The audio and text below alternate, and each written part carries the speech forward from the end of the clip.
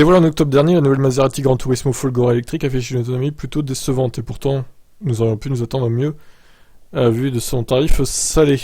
Alors, qu'est-ce qui se passe? Combien d'autonomie, là?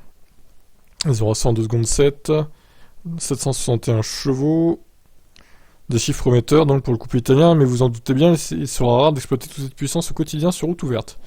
Oui, effectivement. Alors, lors d'un essai de modèle de pré-série, la batterie de 93 kWh brut, 83 utile, lui permet de parcourir 450 km WLTP, une donnée plus que décevante vu de son tarif qui devrait tourner autour des 230 000 €. Oui, le rapport prix-autonomie n'est pas terrible, effectivement. À titre de comparaison, l'Audi e-tron GT coûte nettement moins cher, plus de 2 fois moins cher, et peut parcourir plus de kilomètres. Pareil pour la Taycan d'ailleurs.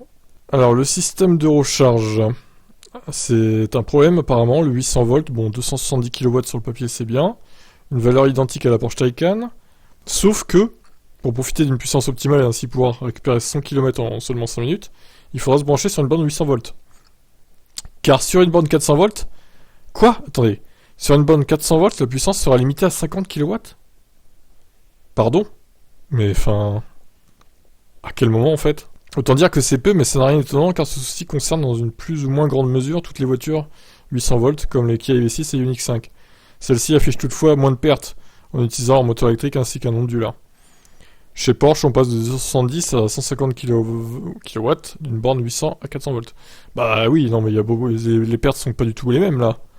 50 kW sur des bornes 400 volts, c'est minable. C'est minable. Bon, c'est raté, hein, Stellantis encore une fois. Oh là là, mais qu'est-ce qu'ils font quoi? On va encore dire que je critique Stellantis, mais désolé, encore une fois, ça va pas. Ça va pas du tout. La voiture est hors de prix, elle a pas beaucoup d'autonomie, et elle recharge très mal sur les bornes pas adaptées à la voiture, 400 volts. Et il n'y a pas beaucoup de bornes 800 volts. Si on veut se recharger hors Unity, tu fais comment? Tu es bridé à 50 kW, c'est super quoi. Bon, bah génial. Encore une belle voiture de Stellantis. Allez, je vous laisse commenter.